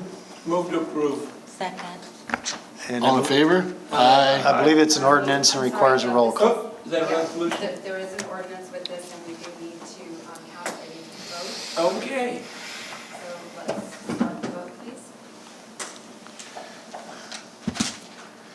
Oh, the system is working marvelously. Yeah, All votes are in. Unanimous? unanimous. Thank you. 2.4, set public hearing for report on district water quality relative to public health goals. And our operations manager, Petruzzi, is going to go over that. Thank you, General Manager Prum, President Martin, directors of the board. What's that? I said, hey, heads are. Hey, yeah, I was hiding back there. Huh? You're looking like the bear guy, what was that, his name? Bear guy? Grizzly Adams? Yeah, Grizzly Adams, thank you. Well, that's better than Papa Smurf. That's what he called me last time I wore this blue shirt. Oh, Never mind, she got it. She was struggling with the door, I was seeing you help her. no. He actually called you Yes, that? Director Sinella called me. Oh, how sad. You snuck in, huh? Yeah. Thank you, Directors. Beginning on page 112, the Public Health Goals Report for 2019, you'll see there. This report is required by the California Health and Safety Code 116470. Requires all water utilities with more than 10,000 service connections, which we're way beyond that, to prepare a special report once every 3 years if any of their water quality constituents have exceeded any of the state's public health goals for drinking water. California, I should note, is the only state that requires this report, so it's above and beyond the rest of the nation. Public health goals are non-enforceable goals established by California EPA's Office of Environmental Health Hazard Assessment, or as we call it, OEHA. The law requires that a public hearing be held, which can be part of a regularly scheduled public meeting, for the purpose of accepting and responding to public comment on the report. The law also requires that the report be made available to the public at least 15 days prior to the acceptance of the report. This report, this PHG, after 3 years of 2016, 2017, and 2018 water quality data, the constituents that exceeded the PHG levels are arsenic, bromate, coliform bacteria, copper, lead, hexavalent chromium, nitrosodimethylamine, say that 3 times fast, uranium, gross alpha and beta, radium-226 and 228, and strontium-90. It is important to note that at no time during those 3 years did the water served by Vallecitos exceed any state or federal maximum contaminant levels. So there's a big difference between what those are. PHGs are based solely on public health care considerations, not on necessarily science proving it out. I'll get into that in a second. None of the practical risk management factors that are considered by the US EPA or the State Water Resources Control Board in setting drinking water standards or maximum contaminant levels are considered in setting the public health goals. These factors that they don't include analytical detection capability. They set these goals beyond what we technically can even test for now. So a lot of times they set the PHG at 0. There's no way we can detect 0, but a lot of the times the technology is not even there for the levels they set for us to accurately detect. Treatment technology available, a lot of times they set it to where we can't treat to that level, and they don't consider the benefits or the costs. Public health goals are non-enforceable and are not required to be met by any public water system. The federal government, US EPA, has a similar setting. It's called the maximum contaminant level goals. And they're similar to PHGs, but usually the state of California's are lower. The report is in the board document, and staff recommends the public hearing be scheduled as part of the regular board meeting on September 4th, 2019, and I'll be happy to answer any questions you have. Any questions of the speaker? No? Motion to accept the report and hold the public hearing on September 4th. So moved. Second. All in favor? Aye. Unanimous. Thank you. Thank you very much, Ed. That was a lot of jargon there. San Diego County Consolidated Redevelopment Oversight Board ballots. I read it. I don't think we know any of them, do we? Does anybody know any of them? Actually, I do know Mitch Thompson. Forgot who he was, from OTI. I've worked with him as chair of the JPA Water Conservation Joint Activity. He's on that. He will also worked with me on the governance committee where we redid all the bylaws for the JPA and we renegotiated the operating agreement with the garden. I found him to be knowledgeable, thorough, meticulous, willing to ask tough questions, Okay. dig out answers. Anyone else I'm have very anybody? impressed with him I don't know personally. Anyone else have anybody? So we I think move- he'd do an excellent We job. move to endorse Mitch. I do. Yep. Unanimous? We don't need to vote. Sure. Yeah. Yeah. Do you have a second, please? I trust Betty. Oh, that's second. And we need a motion and a second. I move I that second. we support And Mitch Martin Thompson. second. Very good. Call for the question. Why not? Thank you, Chairman Hernandez. Somebody's got to help. Yeah. Thank you, Al, ask for the Chairman. help. So we'll return that ballot to LAFCO by the deadline of August 30th. General Manager's report? Yeah, so three items. The first, just real quickly, starting last Sunday, district wastewater crews started doing some night work along San Marcos Boulevard. And there's a few other streets that they're going to be going on. Whenever we work in the high-volume, high-speed roads, the city of San Marcos requires it be night work. So the time restrictions are from 6 PM to 3 AM. So we've worked in San Marcos Boulevard. We're going to be doing work in Rancho Santa Fe, Mission, and I think Las Posas and maybe a few others. The work should be ending by the end of this week, so we'll be done with the night work, but it's What work are we performing? cleaning, I'm sorry, routine sewer cleaning, but on major roads. So nothing out of the ordinary, just on high-volume roads. And I can just add. Director Sinella. Thank you.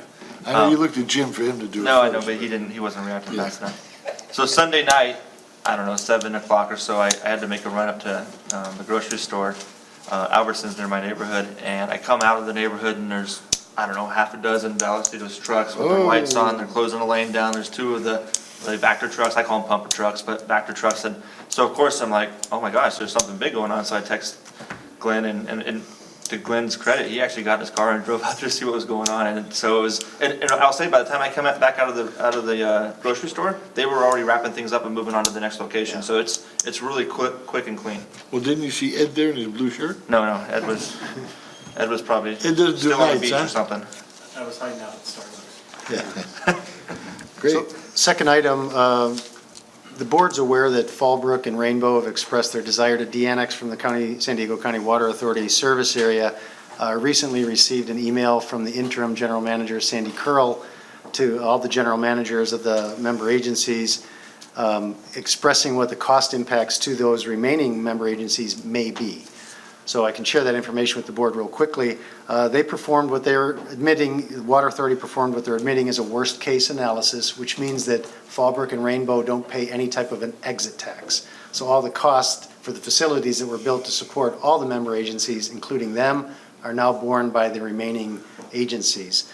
The Water Authority estimates that it would be a $13.5 million per year total impact to the remaining agencies. And for Vallecitos alone, we'd be impacted to the tune of about $500,000 extra per year because of if their departure goes through and they don't pay any exit tax. So it's a long road to get there. They have to go through multiple LAFCO processes. There'll probably be litigation.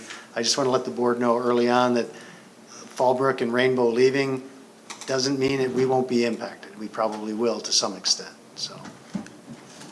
Okay. And the last item I have is just, I've sent the board an email, I think earlier in this week, informing you that there's a potential leak in Pipeline 4, the County Water Authority Pipeline 4. There's two main aqueducts, and when we say aqueduct, it's not one pipeline, it's kind of a corridor. There's aqueduct number 1, which is to the east, and that has pipelines 1 and 2. Aqueduct number 2 is more westerly, closer to us, and it has pipelines 3, 4, and 5. The middle pipeline of that, pipeline 4, of those 3 pipelines is the only one that carries treated water. So they're having a leak on their treated water system, and we get the majority of our treated water through that connection. So Ed's on top of it. He's been coordinating with the County Water Authority folks. I don't think they have a firm schedule yet, but they're going to have to shut down Pipeline 4, do the investigation, and do the repairs. So in the meantime, Vallecitos and all the other agencies are madly filling all their reservoirs to get as much water in storage as we can for when they do their shutdown. And I think they're looking for a 10-day shutdown. So one of the projects we're doing, in addition to filling our reservoirs, we're actually going to be replacing a valve from a connection that goes to the first aqueduct, which won't be impacted, but we want to make sure we can continue to get water from all of our remaining connections when Pipeline 4 is shut down for that period of time. Director Snell? And I appreciate the information and the preparation. I just recall from history, even when I was much younger as a child, this is not the first time we've had a water shutdown, a water supply shutdown, and we've managed through it, so I'm confident that the team will be able to do it. However, what we didn't have when I was younger is we didn't have a connection to the desalination plant. So I'm kind of curious to know, can we tap into that? Yeah, so the direct connection to the desal pipeline is operable right now. There's no intent to take down the desal plant during the shutdown, so we should be able to get desal water, not just Vallecitos, but I think other member agencies will be able to get desal water during the shutdown, which will certainly help. But, you know, Ed informed me on a peak, this is coming into the hottest, driest, highest demand time for us. And in any given day, we may go through as many as 30 to 35 million gallons on one day. And our total storage in our service area is 100 million gallons, a little over. 120, but we're down to 115. Yes, we're about 115. So obviously, if this shutdown is going to be for a long period of time, we're going to have to start doing some messaging to our constituents and ask them to curtail their usage a little bit. But it won't just be us, it'll be everybody. It'll be everybody, right. So I'm just, I'm not asking for any action by the board. I can't, it's not an agendized item, it's just an informational item for you and all of our viewers at home. I'm sorry, are 3, 4, and 5, are they the ones that, where we have the connect to desal? It's in the one that goes under Lake San Marcos? Where's the leak, do you know? It's in Moosa Canyon, which is up in the Rainbow District. So. A little vandalism up there. Yeah, it'll be quite catastrophic if it lets loose. It's a 8-inch diameter pipe, or 8-foot diameter pipe at over 300 PSI. Wow. So. And at first, there was some hope and thought that it was actually the Rainbow connection that was leaking and not pipeline 4, but it seems as time goes on, they're more and more certain it's on pipeline number 4. Not to add levity, but there is a song, The Rainbow Connection. Yes. It's a good one. Yeah. Kermit sing it, but okay. Okay, that's all I had. Just out of curiosity, that's not the same pipelines in the Moosa Canyon that we just spent all that money recovering because they were exposed? Well, I'm not sure if it's 3, 4, or 5, but Moosa Canyon crosses over. Yeah, we just had that whole And rehab. there's erosion exposing the pipeline. I'm not sure. Right. Yeah, and I'm not sure which pipeline within the second aqueduct was exposed that they were protecting, but same general area. And do we have any idea, or will they be able to know if this came from that earthquake recently? Good point. No idea until they expose it and get a handle on what the problem is. They can't assign causative factors. Legal counsel, I have a question of legal counsel, if I may ask. Did the other attorney that you had here, did he just show up late into the picture, or why did we just get this other information today, which forced us to not make a decision today? Well, these had been flagged earlier. I think perhaps we should discuss it in closed session if you'd like an explanation of that. Okay. Yeah, we do have one remaining closed session item if the board remembers to I'm take sorry. on after this. So Okay. I'm happy to talk to you about that. Thank you, And, okay. Relative to the open session general counsel report, GM Pruitt had sent over the memo relative to the de-annexation that was issued by the Water Authority, and he and I discussed. I guess the question is, would you like us to come back and perhaps explain the de-annexation and what impacts it could have? I think it's really, as I told him, it's very preliminary. I'm not sure why the Water Authority issued the letter it did. I think we could fill the blanks, but this is, as he indicated, this is a process that would go through. The LAFCO is going to assess what the impacts of the de-annexation would be on the remaining facilities, et cetera. And so we can do that if that's your desire. And it would be years before anything actually happens, if it was gonna happen at all. Yeah, I don't know, years, probably, it'll take a while. They're just, if they entered into the MOU, then they'd go down that process. They're gonna have to assess, what impacts it would have both on entering the other Eastern District and leaving the Water Authority. Director Evans? I think And the it's, speaker thing isn't working. thank you. I think it's premature, as you're saying, to worry about it at this point, but I also sense that the Water Authority is just also trying to be proactive in letting the other agents know they might be hurt, and therefore put a little pressure that hoping it won't happen. That's my guess. Okay. Before we let Jim off. Director Sinella. You're on. I read an article in LA Times, I think it came out either this morning or yesterday morning. It was actually closely in line with what we were talking about today with the fees that cities and counties and utilities charge to developers. And apparently they referenced AB 1484, I believe that's it. I might be off by a brief on a number, but I'd be kind of curious if maybe you can give us an update on that in the near future. It's not super urgent. Don't want you to charge us a lot of money to look into it, but if you have any information on it, it sounds like there might be, the state, as they typically do, might be taking some of these capacity fee type of things out of our hands. Yeah, I'm happy to do that. I would just clarify based on what was said today, there is a difference between developer fees and connection fees. We're dealing with connection capacity fees, which are treated separately in the government code from what are characterized as development fees. So development fees are what the cities are imposing on developers for development purposes. Our fees are what we're charging them to connect to our system. I got you. And they're handled So they're different then? differently. There's sections of the government code that apply to development fees that do not apply to our connection fees. So. Gotcha. I guess the other thing, we pushed out a legal alert, and you may have seen it, that last October the President signed what is the American Water Infrastructure Act. That's going to trigger some compliance by Vallecitos relative to assessing additional sources of vulnerability to our system, and that would have to be completed by March, I think, of next year. Okay. Well, Ed's ahead of me, so, and alert, so that's all I have. That's where he was Sunday night. Thank you. San Diego County Water Authority. Yes, actually I had quite a few things, but as late as it is, I may either save it or pass it to you in a There you go. written form. But I did want to tell you that one of the things they did under the Imported Water Committee was we updated the Bay Delta policy that we've had to include the portfolio approach that Governor Newsom's looking at regarding the Bay Delta and to, I believe, support the one tunnel only. I'm just curious because we've always been in the spot of we think we should take care of the Delta, but how do we allocate the cost?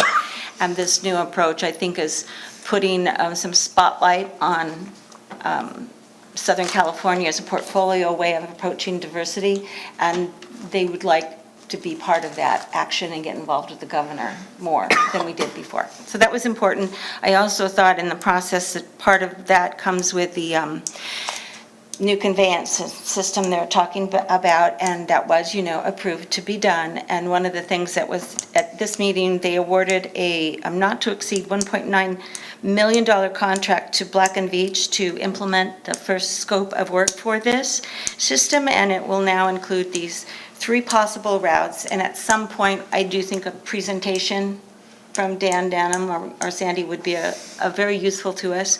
But the big debate that went on at the meeting was that they did this without putting out an RFP. And the reason they did is it's not too many companies that can do this particularly, and that Black & Veatch has done so many things that they already have this history and an understanding and working with the authority. But there were a fair number of us, board members who questioned the fact that we weren't willing to look outside of the box. And maybe it saves us a little money up front, but in the end, maybe it doesn't give us a whole new view on the 3 conveyance systems. Yes? Isn't that a legal question? Don't you have to? I think we're required to put out for bids a project. Consulting services. I don't know. Professional consulting services, I don't know what came out in the report. They're telling you why they've done it. And Black & Veatch is a wonderful company. It's done a great job. I'm sure they're It's great. mostly just people who are saying, if we're going to do something and we're looking at old reports, can we look at them? Maybe fresh eyes would be good. And they're saying, well, if we do it this way, we save a lot of money and can move faster. I tend to think the RFP would have been useful. But anyway, and then I thought regarding the earth, yes, sir. Just Director Evans, if I can get some clarity, I'd be happy to reach out to the Water Authority to see if Sandy or Dan would like to come. Remember, Sandy did come before and talk about this project, so what would you like to hear in this one? Actually, I was thinking, since you were at the, I've been to so many meetings lately. The one meeting we went to where Crowfoot was at? Yeah, Wheat Crowfoot. Yeah. Yes. That was a direct presentation by Dan Denham. Okay, you'd like that The presentation. system and what it was, and this would go under my events. It was the one we all tried to get to and we were unable to do it. It was wonderful. It was a very good one, and Bradley, I'm gonna let you maybe talk more about it than me, but they did a very succinct presentation. And they had offered a helicopter tour to the main speakers to see a big picture of what they're going. And whether it's actually plausible, I don't know, but it's a nice way of seeing where the thoughts are coming from. I think there's some big gaps in between, but I think you would benefit from that. And if not, President can say, let's not. Maybe you could add when you're inviting Sandy to bring her wallet. Okay. I also just wanted to tell you, there's a real quick thing on the earthquake, and this just, the Metropolitan was doing a update on their emergency storage, and that they had thought a 7.8 earthquake will now cause a longer duration in the break than previously thought, which was 6 months. They're reassessing their emergency storage, and they're recommending an increase of 124,000 acre feet in storage capacity, which would put us at 750,000 in total. The range was between 520 and 830, so we're still not max, but I think the real line is we don't think we're covered as well as we thought after the last couple of things. And then, let me see, this can wait, and this can wait, and I think that's it. Thank you. Oh, no, there was one more, yes. Go ahead. Along the same lines as the earthquakes and then the Water Authority's potential 10-day shutdown,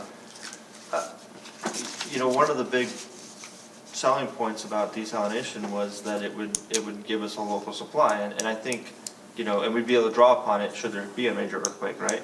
Well, I think this shutdown, if it does indeed happen, that would be a perfect opportunity for the Water Authority to test the max, what can they really draw from that system? Use this as a test, because we can plan for it with this potential shutdown. We're not gonna have a chance to plan for it if there's an earthquake that just happens to happen. So maybe you can bring that up down there to the board and see if there's any appetite for that, but I'd like to see, I've always heard that the plant produces 50 million gallons a day, but it can produce more. Maybe it's time to rev up the engine and see what it can do. Could I ask you to do that immediately? I mean, let them know and get some feedback before the next meeting. It's still 2 weeks away, right? Yeah. Yeah, I think that would be a good point. Well, if we you know we wouldn't get mind. 25% of our needs. Supposedly. Well, Okay, and then the other thing I wanted to say, and this is just of local significance, is under legislation and public outreach. They have stated, they, meaning the Water Authority, has stated that they would really want to increase their outreach to their agencies. Their working relationships need a lot of work. They need to listen. They need to be more involved. They want to come and do whatever we need them to do. And in that process, we, for that purpose, which we will need to test them on, but we just authorized a chunk of money to go for this engagement contracts. We're going to amend the professional contract with Strategic Communications for $484,000, and they will do a specific part of it in the consulting business. We're going to give $144,000 to MPR and Strategic Communications for another angle, and I'm not going to go into that, but the third one is $258,000 that's going to RHR Austin Strategies. And I don't know if any of you know that, but the principal member is Juanita Hayes. And Juanita Hayes is going to be in first rank charge of what do the agencies need and want in communication. And if any of you know Juanita and how many things she's been in, I think that was a very fortunate selection. And this is through now until 2021. She must be doing it as a consultant, because she also works for one of our supervisors. I don't know exactly what it is. It I just think that's says it's Austin Strategies, and most people didn't, a lot of people knew of her, Yeah. but the list is amazing of what she's done. Yes, Craig? I'm sorry, it's your job. It's okay, Jim Just took it a over comment once, on too. that, as member agencies, we have to pay somebody to communicate better with us. I think that's, It doesn't make a lot of they just don't know how to do it. There's a And lot we- of we have to unrest pay- going We have on. to pay to Right. have somebody tell Hey, us. we'll give them kudos, just have her bring her wallet, and we're happy campers up here. But we only have love a 'em. couple of requests, and we'll be Yeah, happy. small request. I believe that's it. The next meeting isn't until the 20th, whatever. Okay, Encino wastewater, Mr. Jim. Our meetings are coming up. Yeah, okay, and policy and finance, meetings on the 13th. Standing committees. Oh, Mr. Sinella. Yep, the Finance Committee met on July 29th. We talked about 4 items, however, the majority of the time was spent on capacity fees, surprise, surprise. And what we really focused on was the 3 options that staff was presenting around mostly the differences in the interest rates that came up during the meeting earlier today. The other 3 items that were much more briefly covered were the cost of service study. We got an update from staff on that. Status of the PERS payments that you guys probably remember that we took some steps to pay off our unfunded liability within 3 years, so we got an update. And then lastly, an update on the overhead rate, which I think is going to be coming to the full board here in the near future. It was tonight. Oh, then we got it. Thank you. That was at 217. Oh, yeah, thank you. It's been a long time. Been a long Jim, do you have a night. standing committee? Jim? Pardon? Do you have a standing committee report? No, not engineering. Okay. I have GPAC met on the 23rd of July. For some reason, I thought I reported this out, but we haven't had a meeting since then, so I must be dreaming about it. The GPAC committee met along with our numbers guy over there, will know everything when we need it. James was there, and we met all the other people that will be involved. City council gave us their viewpoint of what they'd like to see. They gave it a year or 2 time frame, probably 2 years time frame, to come up with what they want, but they did let us know basically increased density is very important because their RENA numbers are coming in from Sandag as to what they have to supply, and those are high numbers. So I think those numbers are going to solidify everything we've been talking about tonight. But it looks like it's going to be very interesting. Our next meeting is in September, where we were all given the general plan and a nice big thick book, and I actually started reading it. That's why I have my glasses on. I don't read every dot, though. I kind of look at pretty quick over, but it's very interesting. Then we met on the 24th. Jim and I met with the general manager and our Rick Giddings, and we did a tour of the hillside. And our general manager drove, and we all came back alive. Of course, I got out of the car when he had to make the turn. I said, I'll wait out here, I'll wait till you do it. We missed you, Ed, but you did a great job, you got us back. Hard to see one of our vehicles wasn't working, though. It didn't work in the low four-wheel drive. But he also reported to us that he did do a walk on site, or Rick Giddings did a walk on site with the, I don't want to say geologist. Biologist, thank you. Biologist, and didn't really seem, as a guy who was there, he kind of listens for birds and does all those kind of things, and he didn't really notice anything up there, but he's going to do obviously a better study, except a big beehive that's up there on the rocks up on top. There's a beehive. Yeah. But it was very interesting, and Rick's doing a good job getting the information, and we'll have another report in probably 2 months, I'm guessing. We don't want to have a lot of, unless we have a lot of information, but no reason to come back to you for more money. That's the good part. And then we had Meet the Electeds at Palomar College. Jim was there, and I was there, and Craig was there. I would have been there, but I got caught up in the water, Oh. the water authority. We were there, it was very well attended. It was at the new library, which I've been told there are very, very few books in this four-story library, all electronic. And they got tons of it. And it has a view of San Marcos that's beautiful. It's a beautiful new facility.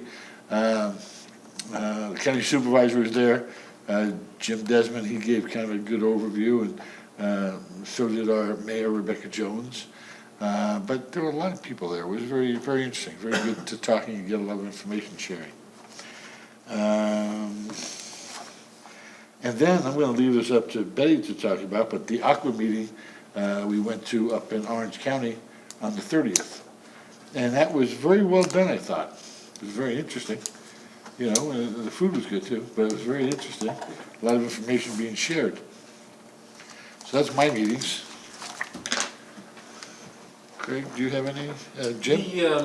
The one meeting that I don't think I heard you mention was the, is it the Southern California Regional, that was the meeting after the Thursday meeting? Southern California Water Coalition? Yeah. Yes. And apparently we don't belong to that, because we had to get permission to go. So I would suggest we do, because that was an excellent meeting, excellent.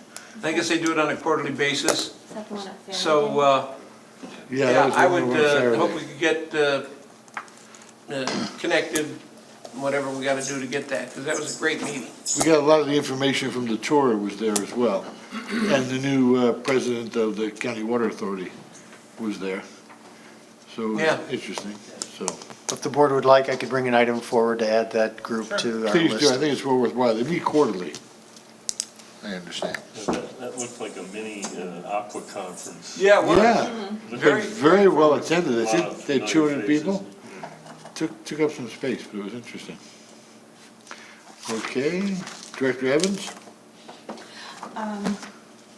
Actually, I'll say a little bit quickly on the Region 10 program you're speaking about. Yes. When we were first organizing it, you know, we weren't sure that the disadvantaged community, I mean, some people think it's really important and some people don't think it's important, but I thought the best thing out of the conference was it really pointed out that it's a big regional issue, and that you need to know your own region, and then you need to be able to reach out. One of them, in fact, I can't remember who it was, mentioned something about, called it adopt an agency, because a lot of the state's looking at it and it's like throwing money at them, but the issue isn't throwing money at them, is they are so small, many of the things are just a few private wells. They don't have the money or the expertise or even the time to run it. So what they're suggesting was, you know, we find out how we can trade skills and technical information with them. And one of them was Santa Margarita has taken on a disadvantaged area where they've actually helped by taking over their billing process to help do that. So I thought that was very interesting. They did the talk on, what am I trying to say? Like I said, I'm really tired. Oh, they got into the PFSs and the PFOs. Oh my gosh, that was so interesting to have them talk about these little itty bitty particles that are in the world everywhere. They come off our clothes, they come off everything. And then we're going to try to do something about it. And they don't even know how or what or when or why. Sometimes I wonder where science and the gathering of data is drowning us all. But it was very well attended and it was excellent. And I'm sure you could add more, Hal. No, I thought it was great. It was interesting how many people showed up. There's the large, I mean, the last Aqua 10 was up at the lake, whatever lake that was, I forgot the name of it. Mission Viejo. Yeah, and that was, you know, fairly well, but this was really well attended. Right, it actually was sold out and there was a waiting list. Really? And as you saw, there were a few empty seats, but it was sold out way before. Yeah, they opened up the second room and they had people backed up there, so I mean, it was a good turnout, so well worthwhile. Good information sharing. Well, I hope that I'm going to get elected because I really do enjoy being on the board. Oh, I'm sure you will. I don't know yet, Pat. We got to see. Okay. All right. Director's reports, we did that. CASA Annual Conference is coming up. The CASA Annual Conference is there, and it's 21st, 22nd, 23rd, I do believe. The reservations are in, they're in. Director's comments, future agenda items. Seeing none, adjourned.